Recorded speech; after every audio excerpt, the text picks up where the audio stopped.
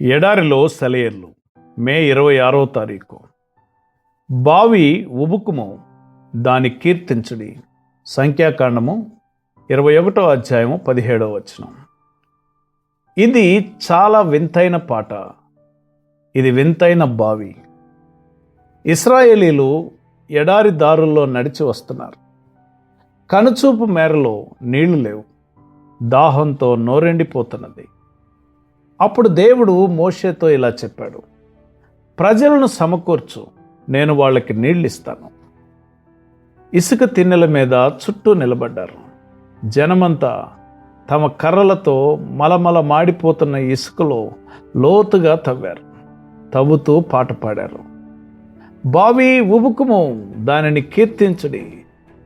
చూస్తుండగానే బుడబుడమని శబ్దంతో నీళ్లు పైకి ఉబికి ఆ గుంటను నింపి పొర్లిపారాయి. వాళ్ళు ఎడారిలో నేలను తవ్వారు. అలా తవ్వుతూ భూగర్భంలో పరుగులెడుతున్న ప్రవాహం వరకు వెళ్ళారు. ఎంతో కాలంగా కంటికి కనిపించని ప్రవాహాలను చేరుకున్నారు.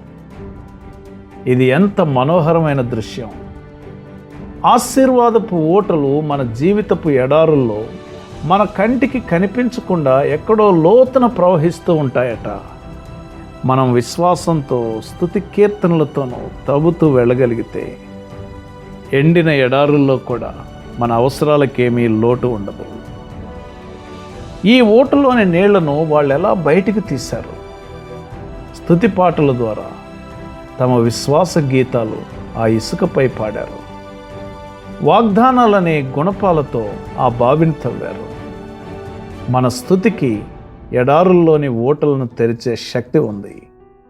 సనుగుడైతే మన మీదికి తీర్పు తెస్తుంది. స్తుతి తప్ప దేవుణ్ణి సంతోషపెట్టేది మరోటి లేదు. కృతజ్ఞతలు చెప్పగలగడమే అన్నింటికంటే కఠినమైన విశ్వాస పరీక్ష.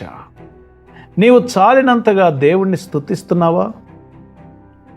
అసంఖ్యాకంగా నీపై కురుస్తున్న కంటికి కనిపించే ఆశీర్వాదాలకై దేవునికి కృతజ్ఞతలు చెప్తున్నావా?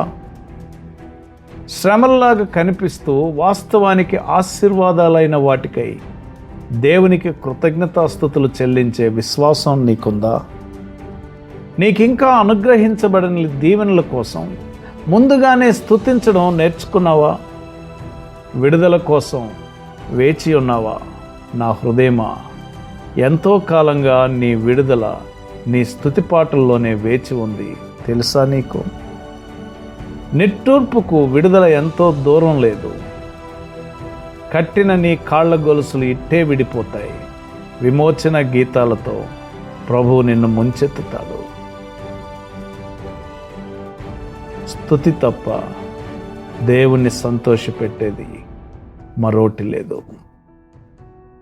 కాబట్టి నీ జీవితంలో ఆశీర్వాదపు ఓటలను చేరుకోవడానికి దేవునిని మరి ఎక్కువగా స్తుతించి విశ్వాసం అనేటువంటి గుణపాలతో లోతుగా తవ్వి ఆ ఆశీర్వాదాలను పొందుకున్నట్లు పరిశుద్ధాత్మ దేవుడు నీకు సహాయం చేయనుగాక.